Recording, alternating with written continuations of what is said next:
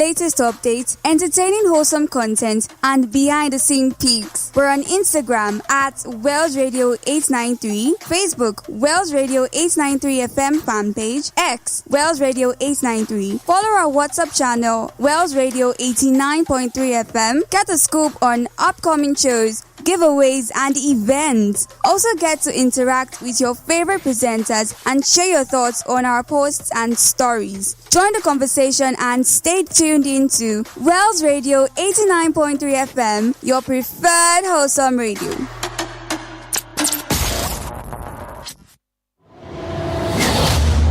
Not just another radio station.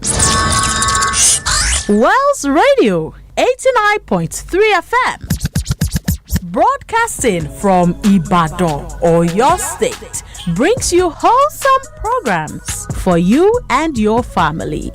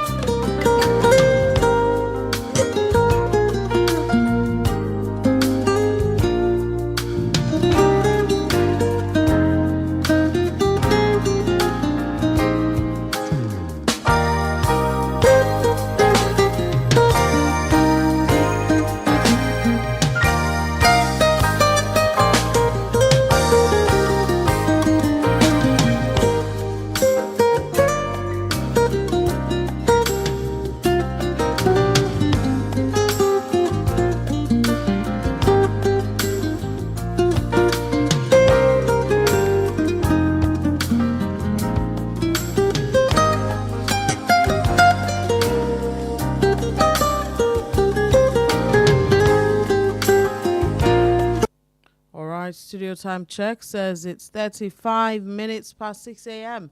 Today's the 19th day in February of 2026. A wonderful Thursday morning. A good day to be alive. The weather is neutral.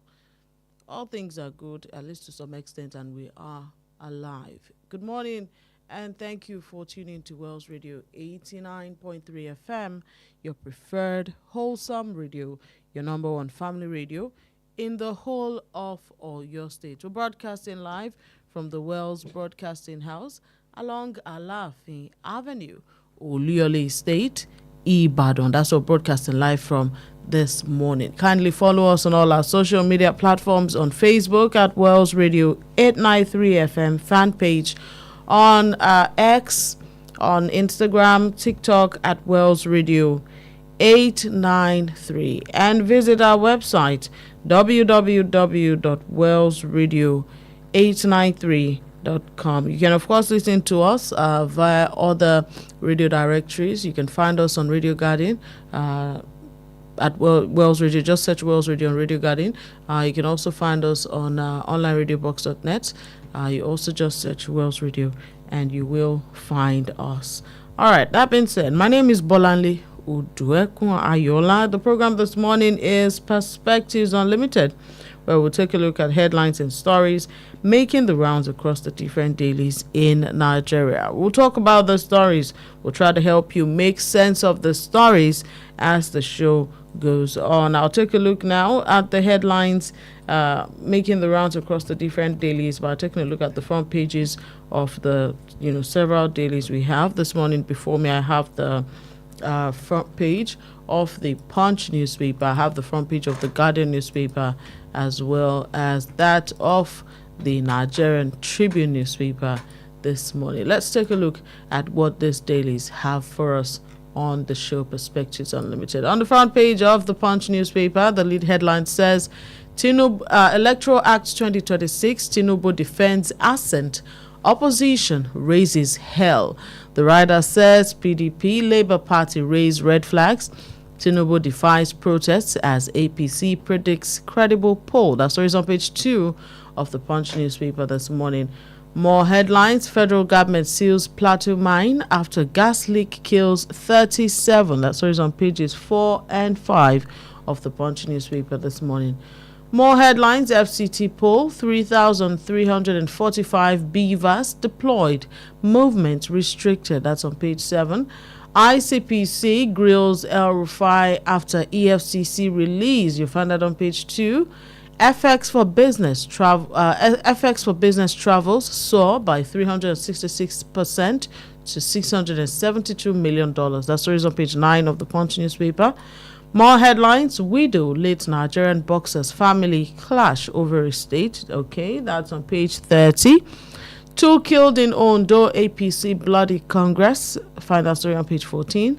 Ramadan, Lent, Tinubu, Atiku, governors preach unity. Find that story on page 14 of the Punch newspaper this morning. On the front page of the Guardian newspaper, the lead headline says 2027 credibility battle shifts to INEC as Tinubu signs amended electoral acts. That story is on page 6 of the Guardian newspaper this morning, and they have infographics here. We'll take a look at it in a moment. FCT polls, INEC pledges e-transmission of results. That story is on page 30. More headlines, mixed reactions, protests, trail Delta APC ward congresses. That's on page 29. Gencos rejects NLC's extortion claims, says sector battling 6 trillion naira unpaid bills. That's on page 5. Tinubu orders NNPC to remit oil revenue to FAAC as rig count stagnates. That's on page 3. Telcos reject objection to e-result transmission, insist on national coverage. That story is on page 6 of the Guardian newspaper this morning. Reps faults poor funding of security and intelligence. That story is on page 3. And finally, we see IPAC, Obi Flay police clampdown, tear gas of protesters at National Assembly. That story is on page 3 of the Guardian newspaper this morning. On the front page of the Nigerian Tribune newspaper, the headlines are similar. Tinubu signs Electoral Act 2026. Riders says our laws must grow with experience. New law alters INEC February date for presidential and NAS elections. Presidential NAS poll to hold in January 2027, says Abbas. Our inputs were painstaking and thorough, says Akpabio. And finally, amended Electoral Act may undermine transparency, ex-INEC director. That story is on page 3 of the Nigerian Tribune newspaper. Pick up a copy or stay tuned listening to us this morning. More headlines. Or church attack. Witness tells court how cell phones analysis implicated alleged attackers. That story is on page 3. More headlines. In this says, I have my eyes on Ogun 2027, says Lemo ex-CBN deputy. That's on page 3. In health, artificial sweetener put people at high risk of heart attack and stroke. That's a study on page 4 of the Nigerian Tribune newspaper this morning. These and many more we'll take a look at on Perspectives Unlimited this morning, but I'll bring in my analyst at this point, Mr. Olale Konsani. Good morning to you, sir, and thank you for joining us. Good morning, madam. It's an honor to be here. Definitely a new day to talk again about the issues making the rounds across Nigeria in the dailies. All right, sir, we'll get to it because there's just so much for us to talk about. And of course, the number one thing we're going to be talking about is what happened yesterday around past 5 p.m. Where the president gave assent, signed the Electoral Act 2026 amendment into law. So it's now a law, and there's no turning back, at least at this point. The Punch says opposition parties and civil society organizations have condemned President Bola Tinubu's assent to the Electoral Act 2026 amendment, describing the move as a setback to Nigeria's democratic progress and the legislation of electoral manipulation ahead of the 2027 general elections. Now, the PDP on Wednesday alleged that the ruling All Progressives Congress's fear of losing the upcoming elections drove what is called the rushed approval of the contentious legislation, which the party described as a threat to the country's democratic process. Now, President Tinubu yesterday signed the Electoral Act 2026 amendment into law around 5 p.m. yesterday at the Aso Rock Presidential Villa, Abuja, with senior National Assembly officials in attendance. And this came barely 24 hours after the bill was passed by both chambers of the National Assembly.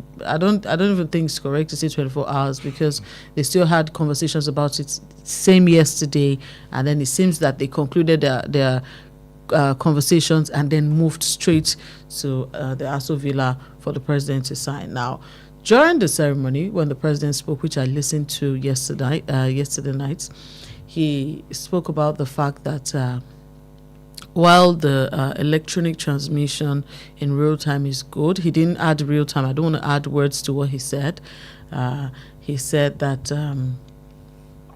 Nigeria, we must, understand that we will have to grow, with certain things. He said it's good, but in a process, I recall that he said this. He said the process itself from start, involves a lot of manual process. He said it starts from you. The BVAS is the beginning of the process. Well, let's not say that's the beginning. The beginning is when you check your name on the voter register, and then you move on to accredit. You get accredited as a voter, which is if we can put it under electronic. But then from there on, it's a manual process because you have to take a paper. That's the ballot, and then you have to manually append your thumbprint on it. Then the PO, the presiding officer, manually collects all those papers, manually counts, right? And then counts and collates, if I may put it that way. And then it's then supposed to end with an, in quotes, electronic process where he then puts in the figures that have been counted into the BVAS. So the president said it's largely a manual process, and that what we must understand is that with time we will grow to where we want to be. And he said, so that the glitches that, many complained about last year do not, in 2023, do not present itself in 2027, that we must keep growing alongside our infrastructure. What do you make? Did you listen to the president's speech yesterday? No, I don't listen to him anymore. All right. Well, that's the summary. I listened on your behalf. That's the summary of what the president said. He then said that he's sure that it will be a very democratic process. It will be a free and fair process. He did say that he had been watching and listening to all that has been going on, the protests and all that. And he said that Nigerians do have the right to protest because it's a democracy to say what they want. And then afterwards, this president of the Senate spoke. The president of the Senate spoke, Oduekun-Ayoola. Let's forget about Akpabio. He said that they have listened to Nigerians and not the voices of a few angry people. That's what he said. So he said they've listened. So do you think I brought his what he said, his submission, because I want to ask this question. Okay. So do you think that the Senate and the National Assembly, that's the House of Reps, do you think that they did indeed listen to the voices of Nigerians on this matter? Thank you very much. The Tajuddin Abbas-led House of Representatives, in my opinion, did listen to the voices of Nigerians. The Oduekun-Ayoola-led Senate, truth be told, did not listen to the voices of our people until we went a little bit higher on the scale of how loud our voice can be. Let's discuss what these two chambers brought initially. The House of Representatives came up with something very, very beautiful and solid, something that nobody can complain about. Exactly everything that we asked for was granted by the House of Representatives. But for the Senate, led by Oduekun-Ayoola, in my opinion, somebody who shouldn't be a senator, not talk of being a Senate president, the Senate president. Well, he is the Senate president. He is, unfortunately for Nigeria. Whether we like it or not. That's what I'm saying, unfortunately for Nigeria. He came up with something that would have brought us back by at least 100 years. Something totally terrible. He said, as decided by INEC. That's nonsense. You don't do that. Your job as a lawmaker is to make laws. It's not INEC that will make laws. You are the legislator who will make laws, and INEC must comply with the laws that you are making. It's like you have been feeding somebody for doing nothing. Because what is your job if you are not making laws? He approved something that was very, very toxic to democracy, in my opinion, especially in this time and age. But thankfully, Nigerians didn't fold their arms. People went out, people went on the streets, and they said, Akpabio, this is not going to stand. And guess what? For the first time in this, congratulations to Nigerians. This is victory for democracy as far as I'm concerned. For the first time in the history of Nigeria, the Senate of the National Assembly actually reversed an already passed motion. It has never happened since 1960. Once the gavel hits, that's the end. Which is a good one. Mr. Sani, when you say that they reversed it, some certain CSOs and political parties are still saying that it's not yet, like other analysts will say, it's not yet Uhuru, because they didn't exactly go back to the real-time transmission, which is the bone of contention. It is not yet Uhuru. It can never be Uhuru until we have the election and we all as Nigerians can say, okay, this was a very perfect election. What I am saying here is this. Let's forget about the grammar real time. Let's look at what do you think about the contention between the real-time e-transmission? The truth of the matter is that, can there be real-time transmission of votes? I like to think wide. Our listeners would be saying, is that Mr. Sani or someone else this morning? It is Mr. Sani. Real-time at this particular point in time is not possible. Let me tell you what. Why do you say so? Thank you, madam. Real time is like you are voting. Even before the end of the collation, we are already seeing results on TV. That can only happen if you have e-voting. What do you say even before the end of collation? Doesn't it mean, apologies, just to get it straight, what they mean by real time, isn't it that, after the I've worked with INEC before, so I could say after the polling officer has counted, the votes, and then everyone around has agreed, right? That the party agents have agreed that that's the result and that's the number of votes, and then imputes it into the BVAS and also signs the form EC8A. Isn't that the real time? That is not real time. Real time, in my own understanding, is like as you are voting, it's ticking for each party. Ticking. The graph, the histogram batch or whatever is increasing simultaneously. So you're saying this real-time fight is much ado about nothing? It's about semantics, words, as far as I'm concerned.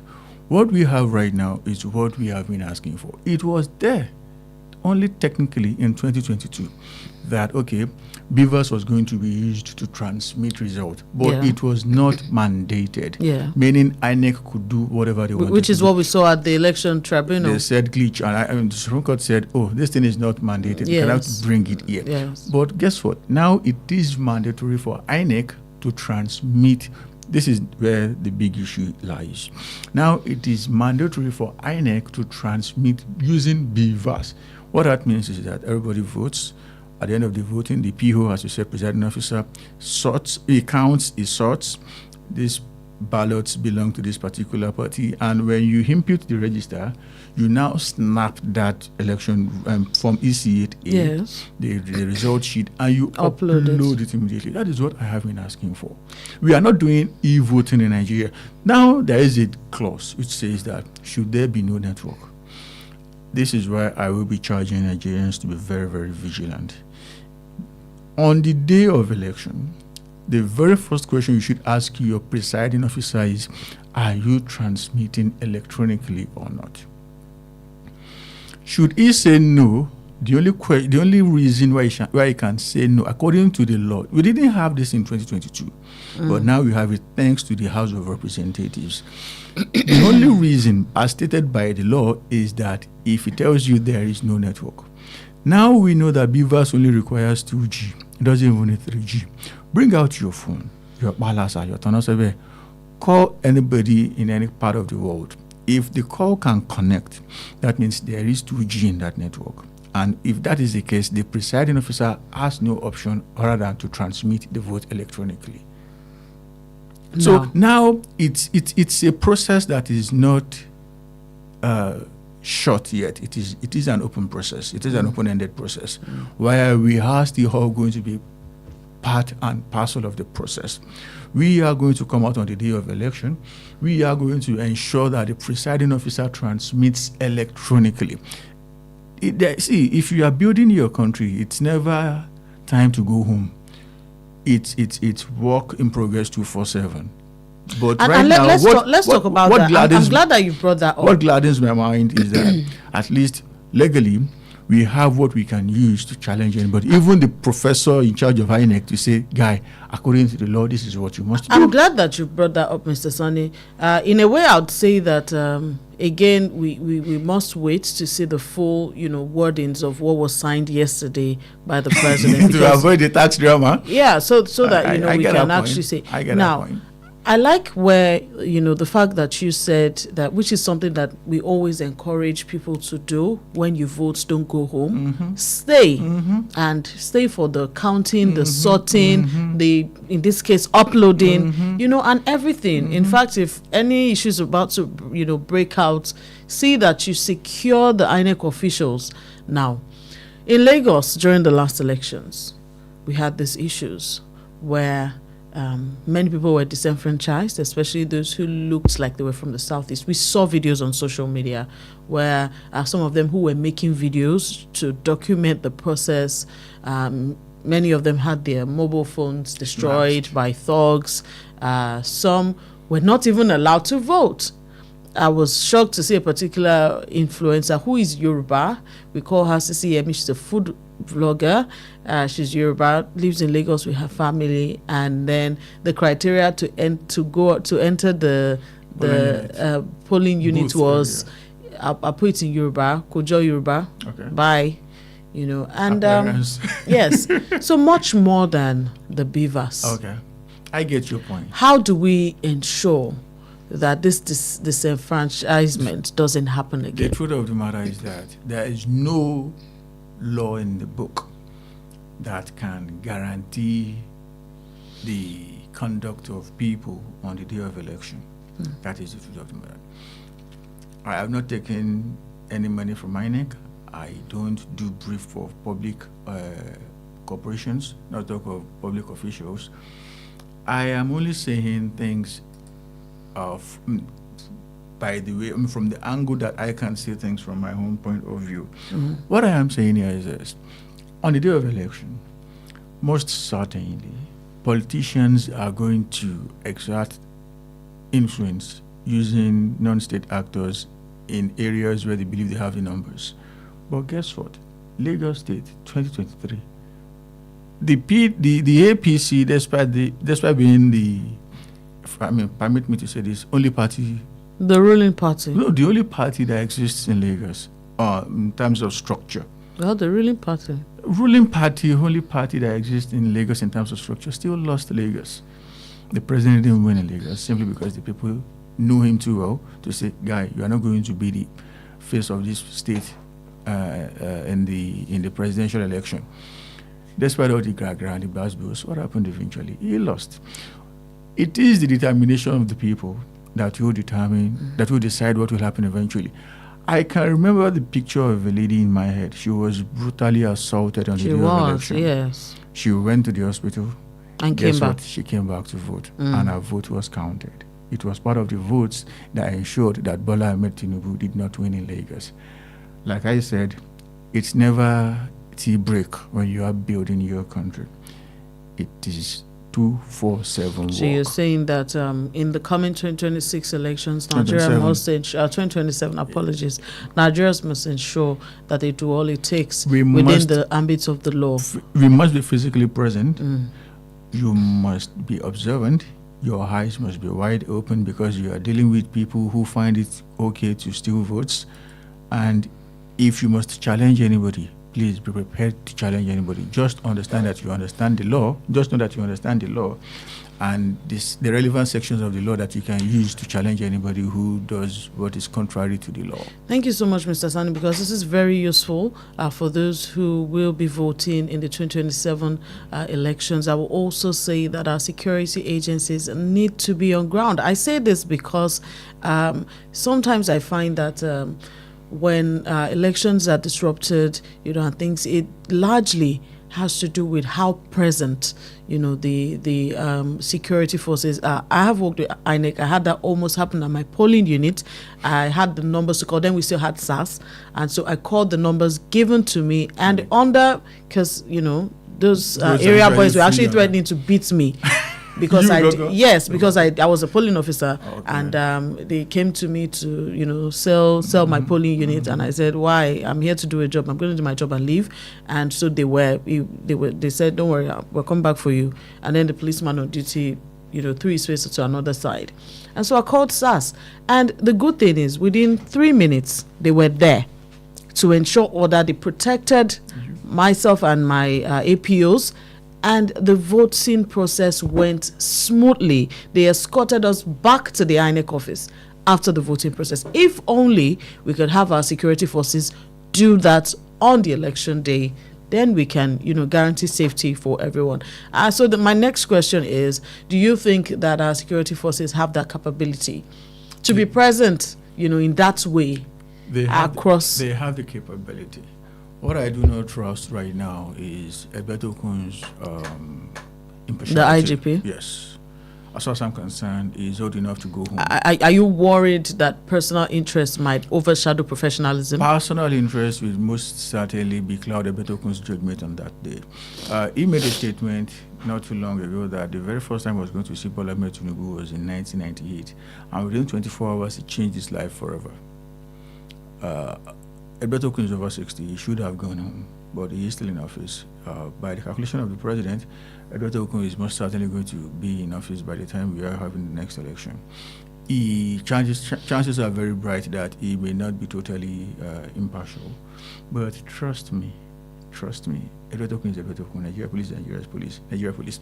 Should Nigerians want to exert their authority on that day, trust me, it is still going to happen.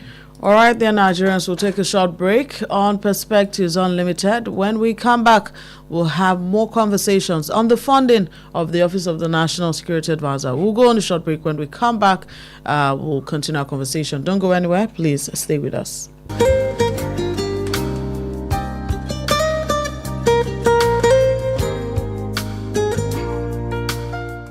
How long will it take you to confirm payment? I have been waiting for the past 1 hour. I am so sorry. Our network is slow. I will just run out of data. Same excuse yesterday. It is unacceptable, please. You better switch to One Data Internet Service. One Data? Yes, One Data. One Data is an internet service provider with the best alternative and solution for unlimited speed. One Data provides fast and reliable internet service to organizations, homes, and places of interest in Nigeria. With One Data, you get to enjoy the premium internet service with dedicated unlimited internet speed at all times, 24/7 fantastic customer service and support, and you enjoy a 1-month free subscription when you make payment. Now is the time to say goodbye to downtimes.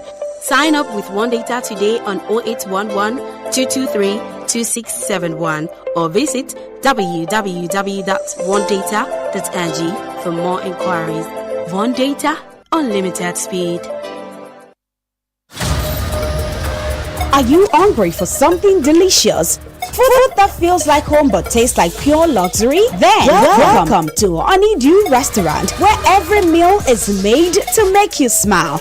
From our smoky jollof to rich ofada sauce to a variety of delicious soups like egusi, eforiro, and more, paired with your favorite proteins and hot, freshly made swallows, all made for you to enjoy. We also handle bulk orders in liters, fresh and ready whenever you need it. We deliver it to your doorstep. At Honeydew, it's not just the food, it's the feel. With our beautiful ambience, perfect for your romantic dates, family outings, or your quiet, relaxing evening escape. Join us every last Friday of the month at 7 p.m. for karaoke night with Jayola and enjoy music, games, food, drinks, and free mocktails and cocktails as you sing your hearts out. Visit us at Plot 42, Block 8, Alaafin Avenue, beside Wells Radio, Oluyole Estate, Ibadan. For your doorstep delivery or inquiries, call or WhatsApp 0814-691-6635, 0814-691-6635. Honeydew Restaurant, where every meal is made to make you smile.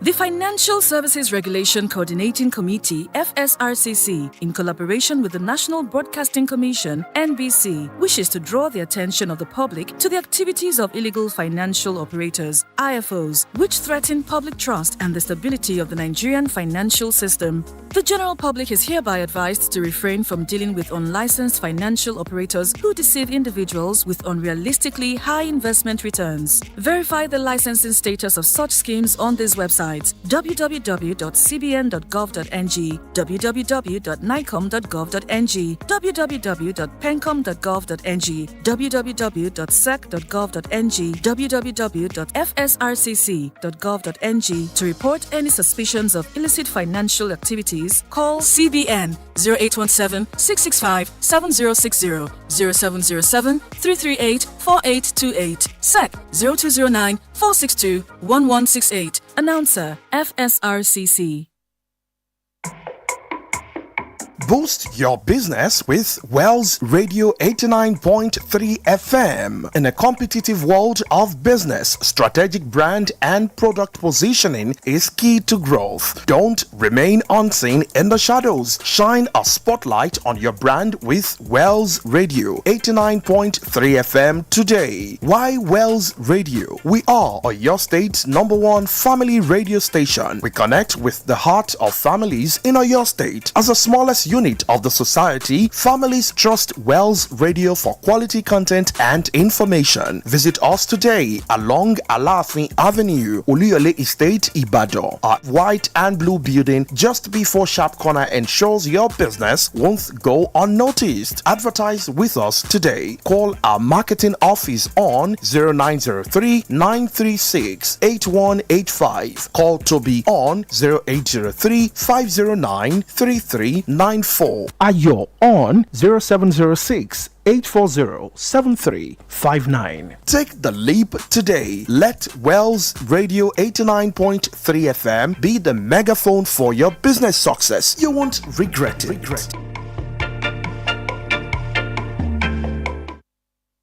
Yo, what's up? Baby, let's go! Hey there! Want to stay connected to your favorite radio station? Follow us on social media for the latest updates, entertaining wholesome content, and behind-the-scene peaks. We're on Instagram at Wells Radio 893, Facebook Wells Radio 893 FM fan page, X Wells Radio 893. Follow our WhatsApp channel Wells Radio 89.3 FM. Get a scoop on upcoming shows, giveaways, and events. Also get to interact with your favorite presenters and share your thoughts on our posts and stories. Join the conversation and stay tuned into Wells Radio 89.3 FM, your preferred wholesome radio.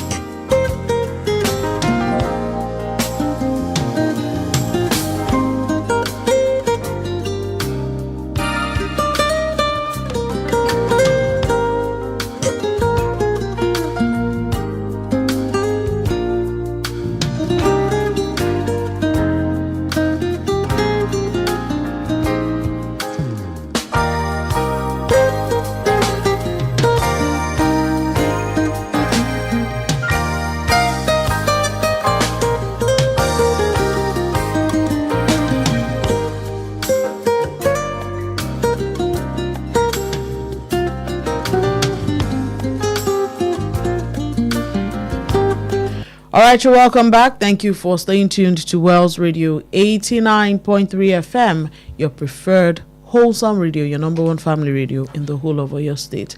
We're still taking a look at headlines and stories making the rounds across the different dailies in Nigeria. The difference is that now you can join us and be a part of the conversation. How do you do that? It's by calling the studio lines, which are open now, and being a part of the conversation. 0916 893 1000. 0915 333 4893 and 0911 3333 893. These are the numbers to call to be a part of the conversation this morning. You can also drop your comments on our Facebook fan page at Wells Radio 893 FM fan page. Okay, we have a caller already. Interesting. Hello, good morning. Hello, good morning, ma. Good morning to you, madam. Yes, ma. Ruth calling from Malacca. You're welcome, Ruth. Please go ahead. Yeah, thank you. Now, as the 2027 general election approaches, it is time for Nigerians to be wise and demand real change if we are truly tired of the hardship caused by the current administration. So let us go out and collect our PVCs. Refuse to sell our vote for small money that cannot even sustain us for a week, not even talk of 4 years, because we really want a better future, and it starts now. God bless Nigeria. Good morning. Thank you so much, Ruth, for your contribution this morning. So, as you can see, the phone lines are open. You can be a part of the conversation this morning. Let's move on.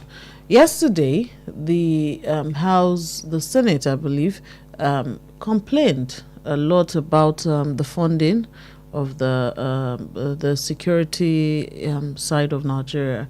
Now, not just security. This matter came up last week. It has started from last week, where there was a realization that many how do I put it? That some would I say ministries and agencies, MDA. yes, some of them hadn't even gotten the cash out from their 2025 budget. They didn't get their allocations. They didn't get the money. It was just signed on paper, but they did not get the money. And same, went for the security area too. And they said, number one, that shouldn't have happened. Number two, they said, the National Assembly said that the money, which they said is envelope budgeting, they said the money, budgeted for the defense is not enough. And then they didn't get the money.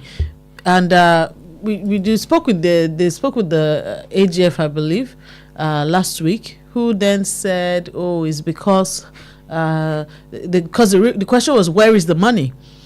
And his answer, which was very insufficient, was the fact that many ministries, departments, and agencies, did not remit what they were supposed to remit, and so where are we supposed to get the money to pay them? What I want you to weigh in on this, Mr. Son, because this is leading to a conversation of financial impropriety. Thank you very much, madam. And for the military guys, I think it's a different ballgame. I believe those ones got exactly what they asked for.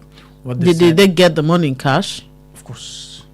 And that's part of the reasons why insecurity keeps festering in Nigeria. You shouldn't be giving them money. Rather, you should be supplying their needs, not cash. That's on one side. For the guys who are not doing military, I mean, I sympathize with them. Let's talk about the Federal Ministry of Health, for instance. Let's use that as a case study. The capital budget for 2025 was 218 billion naira. Do you care to know how much they got out of 218 billion? 36 million. For the whole year. 36 million. I didn't say 36 billion. 36 million. Money not enough to buy a brand new Toyota Corolla. How do you want to run the health infrastructure of a country using 36 million naira in 12 calendar months? We are talking about all teaching hospitals in this country. We are talking about all medical centers, all medical institutes in this country. And all you have for them is 36 million naira. I am bold to say that Nigerians should suspect graft here. And the reason for that is that in terms of revenue, Nigeria is making unprecedented figures in terms of income. In terms of borrowing, we are borrowing what our ancestors didn't even envisage that we could borrow under this administration. And yet the government is not spending a dime on the people. Let's take this phone. Okay. Hello, good morning. Hello? Hello, good morning to you. Your name and where you're calling from? This is Adirunke from. You're welcome, Adirunke. Please go ahead. Yeah. Concerning security votes, we keep hearing mumbles amounts being allocated to security votes. But of what is all this mean? Because we keep hearing big figures, but there is no impact. Insecurity has been on the rise in the country. So I just thought that whatever allocated to security votes should be judicious. So thank you very much. Thank you so much for that. What I am saying in essence is that Nigeria keeps making money day in, day out. We keep borrowing like people under a spell, yet there is nothing on the ground to justify the money. The AGF said that the ministries and the departments and agencies, he didn't, unfortunately, we didn't get any point where he pinpointed and named the ministries. Agency. Yes. See, madam, all what he was saying, as far as I'm concerned, was balabru, complete, total, and absolute nonsense. If there is an agency that is not remitting what they should remit, there are guiding laws that you can use to take that agency up. You don't even need laws. Report that agency to the president, and the president is going to sanction the head of that agency. It's clear. But you now say, oh, it's the boogeyman, oh, it wasn't me. I mean, that's nonsense. What I am saying is that this government is making way. Okay, let's discuss customs here. Customs generated extra 10% of what the government asked them to bring in last year. The Nigeria FIRS, as it was last year, generated extra 3 trillion naira outside of what the government asked them to bring in. But allocating these monies to what will benefit Nigerians, one agency. Which agency didn't bring money? That tells you that these guys are siphoning. They should have their books in order. The point now is this. When we were not borrowing this badly, the government was paying fuel subsidy. When we were not making this much money, the government then, previous governments actually, were paying subsidy on electricity. This government has no responsibility that it is speaking in the names of Nigerians. Rather, it's taxes, and more taxes with nothing to show for it. It's safe to say that everything is being enveloped. You call it envelope budgeting. Envelope budgeting, where you allocate a ceiling amount to each thing. I think it is envelope graft, actually, not envelope budgeting. Envelope graft. So you're saying that we need to take the Auditor General, and the Auditor General's case was also brought up last week, where the Auditor General had said that we're not even getting the money we need to work.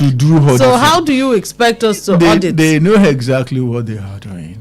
They are getting the money. They are taking it in a different direction rather than where it should go. The guy that should now ask questions, hey guy, where are you spending the money? He's handicapped. You intentionally well, he's handicapped. You intentionally he's broke, so he can't do what he should do. So how can you ask questions? Now, if this were a private company, we know that what would happen would be a suspension of all operations, and auditors will come in to check the books.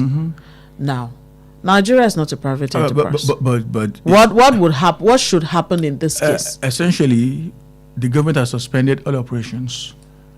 That is why they are not funding any capital project. They have technically suspended operations, but instead of them going home, they are sitting fat on top of So what should happen now? You know, it's a different thing for these matters to come to light, right? So what should, since it's coming from the National Assembly, what should be the next step of action? The next step of action should be our representatives, the National Assembly, asking 3 people questions: the Minister of Finance, the CBN governor, and the Accountant General. But I would not rely on the Senate led by Babu to do that. What I would rather do is ask Nigerians to be conscious of what they call government expenditure, government revenue, know how to sift through figures and facts and statements. And if you can do that, you don't need to ask questions. You already know where the money is. Now, if and when we know where the money is, apologies, I just need to get this straight. If and when we know where the money is, what next do we do? That will guide your action when next you want to vote. Okay. And should you reinforce envelope graft, it is your cup of tea. But should you bring in people who are going to flip people who have done this upside down, then I believe it's a different path for the country. All right, let's move on quickly. The phone lines are still open: 0916-893-1000, 0915-333-4893, and 0911-3333-893. Tinubu orders NNPC to remit all revenue to FAAC as rig count stagnates. That story is on the Guardian newspaper this morning. It says Nigeria's active oil rigs stagnated at 41 in January as prices surged yesterday following an abrupt end to peace talks between Ukraine and Russia. Consequently, I think it's more of Iran and US. Something is about, something very bad is about happening in that axis. Okay, but let's move on. Consequently, President Bola Tinubu has signed an executive order directing the immediate remittance of key oil and gas revenues to the Federation account in a sweeping reform aimed at curbing revenue leakages, eliminating duplicative deductions, and strengthening fiscal transparency in the petroleum sector. This is coming from the Guardian newspaper. That's basically it, I believe. The active rigs that have been talked about are largely concentrated onshore, with operators such as British Oil and Gas Exploration Limited, Keylong Oil Service and Engineering Limited, Henan Petroleum, Chevron Nigeria Limited, and Geoplex Geotech Limited.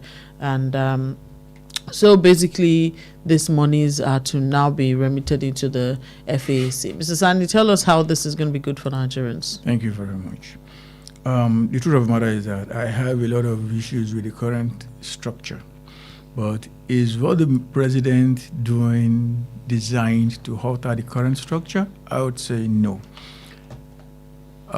By structure, I mean the Petroleum Industry Act. That is what guides what happens in the petroleum industry. I can remember too well in the build-up to 2021 when President Buhari signed the PIA. Everybody was saying, oh, Buhari signed the PIA, that's what's going to transform the petroleum industry of the country, is going to remove the dark areas and all of that. And I was like, are you kidding me? I went through the PIA and it was going to put Nigeria in the hands of NNPC and not an NPC in the hands of Nigeria. Should NNPC hand $100, the PIA mandates the NNPC to keep $30 as management fee. What that means, I don't know. Another $30 as profit, making 50%, half of it. Then an additional 30, 20, then an additional 30%, they call Frontier it Exploration for making in 80% of whatever they make. Nigeria owns the oil, not NNPC, but NNPC keeps 80% of what goes in the name of oil. That's nonsense as far as I'm concerned. Now the president has said that, okay, I'm signing an executive order to change that. That's a lie. That's not how it works. It is an act. Like I said, act. Petroleum Industry Act. An act is an establishment of the National Assembly that only the National Assembly can amend and, review and come up with something different. You cannot relegate an act using an executive bill. The president knows that too well. I know he knows that too well, because when he wanted to change the old anthem to the new one, he didn't sign an executive order. Rather, he sent a presidential bill to the National Assembly. So all of this is bala blue. Thankfully, you are sitting in front of a computer. Check it. Sometime last year or the year before, the president said NNPC should remit every penny in the name of crude oil to the CBN. It didn't happen. So this is another bala blue meant to deceive Nigerians who do not understand how government works actually. They will say the president has said the NNPC should do it. Because I was going to say that on paper, this looks like it's good for Nigeria, because under this executive order, the NNPC will no longer be entitled to the 30% management fee on profit. The money will now go straight to the Federation account. The company will also lose its rights to collect and manage the 30% Frontier Exploration Fund, and the funds will also be similarly transferred to the Federation, account. Also, there's so many things there that points to the money is being actually remitted to the Federation account. What I am saying here is that the president knows too well that the money is not going. So you're saying that this order cannot stand? It cannot and will not stand. This is not the first time something like this is coming from the president. Google it. You will say it. Well, we'll see how it goes, because President Tinubu, according to what we hear, has implemented an implementation committee to, oversee the rollout of this order. There's the Minister of Finance and Coordinating Minister of the Economy, who is the chairman, the Attorney General of the Federation, the Minister of Budget and National Planning. If they are not sending a presidential bill to the National Assembly to that act, that makes it a National Assembly thing. Also, they say that the president has also said that there will be a review of the PIA itself. That is what do you think that's where it should start from? If we are talking about, he knows too well that is what he should do. The only thing he should do actually If So, that so is now part of the many contentious things, issue is that this is not going through the proper channels. it is not going through the proper channel. Now And if let's it's not going through the imagine that proper it channel, eventually goes through the proper channels. Okay. Isn't this good news for Nigerians? It is supposed to be good news. Let me tell you something.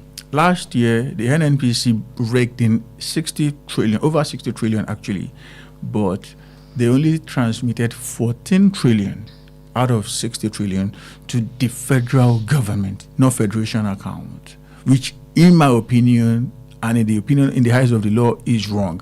It should have gone to the FAC, which will now share it among all three tiers of government, but it only went to the federal government. So how sure are we that at the end of the day, it's not going to be another abracadabra where something is going to go to the federal government and not FAC? What I want is, the day I will take the president seriously on this matter is the day he says, National Assembly, alter the sections that say NNPC should keep those crazy passengers. A review of the and PIA. you now say, okay, send the money directly to FAC. Directly, At that point, I will now say, okay, we are going somewhere. But if it's still this, we hope to it's a see ruse that and a hoax. we hope to see that in the future. In Plateau State yesterday, about 38 people died 37. due to mining activities. 37 villagers, apologies, died due to mining activities where they apparently encountered a leak or carbon monoxide leak and died instantly. Some are still, hospitalized, mostly young men between the ages of 20 and 35 who were mining in Wase local government area in Zurich. Mr. Sani, earlier this year, I believe, the northern governors came together and told the federal government to suspend all forms of mining. They said that this was one major thing that was fueling banditry. They said low-key it's not about cattle and farmers. It's about, the minerals that are gotten beyond the earth.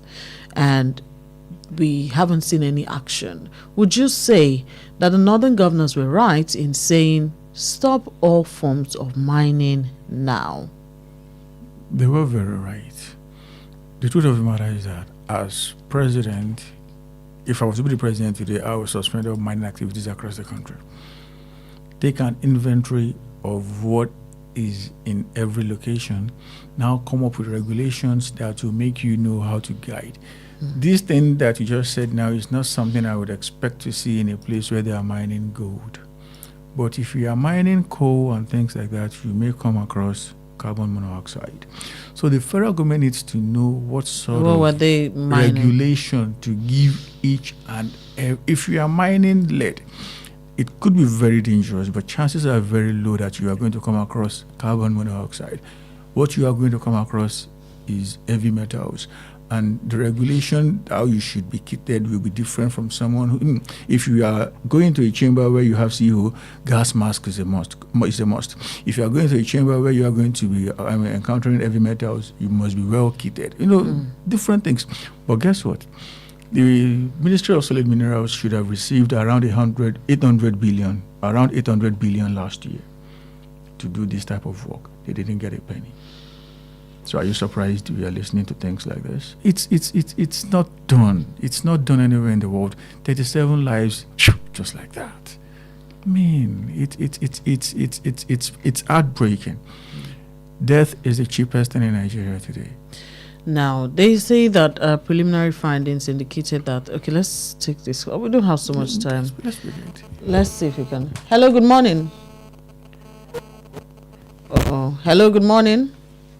Good morning. Yes, Radio. Good morning to you, sir. Your name and where you're calling from?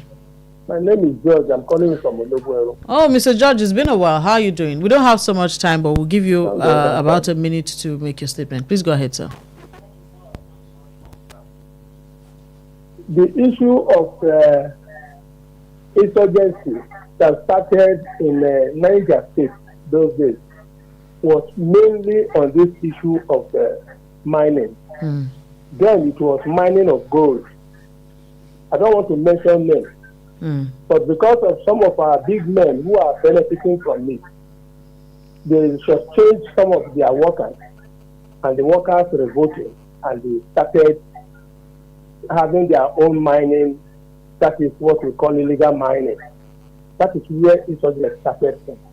And it appears that it has gone wide and is part of the problem we are having with this issue of people we are referring to as terrorists and insurgents. It's money, money, money. So the government should address these issues. They are benefiting from it, so they may be slow in taking action. Thank you very much. Thank you so much, Mr. George, for your call. We have to wrap the show up at this point. We learned that the mine was less an abandoned mine and an abandoned lead mining site containing mineral deposits prone to emission of sulfuric oxide gas. It's a very sad one, very, very sad. Young men trying to eke out a living in Nigeria who just lost their lives. We urge the relevant agencies to ensure that proper investigation is conducted into why these young men were not properly kitted for the work that they're doing. That's how we wrap it up on the show this morning. Thank you to everyone who dropped their comments. Lemon Sherry says, good morning and kudos to everyone in the studio. I pray that this amendment will promote transparency, fairness and credibility in our elections and that it will truly reflect the will of the people. My concern is why some important bills that could address the masses' concerns suffer setbacks like the police pension bill and others. Mr. President is always eager to sign any bill that favors his personal interest and not the interest of the common man. Adedamola Okunlola says, beautiful morning to you in the studio. It is beautiful to know that the Senate has finally approved e-transmission. This goes to show that Nigerians are powerful. They should encourage people to go get their voters' cards and let's use it to speak and choose credible leaders come next election. Thank you also to Adeomi Kazimadikas. Thank you so much to everyone who listened and called. That's how we end the show. The sports crew is here already, ready to take you up on the latest stories in the world of sports. My name is Bolanle Oduekun-Ayoola. Thank you so much, Mr. Sonny, for joining us. It is always an honor. All right, a wonderful time here on the show. Don't go anywhere. Stay tuned to Wells Radio 89.3 FM. Joining us. It is always an honor. All right, a wonderful time here on the show. Don't go anywhere.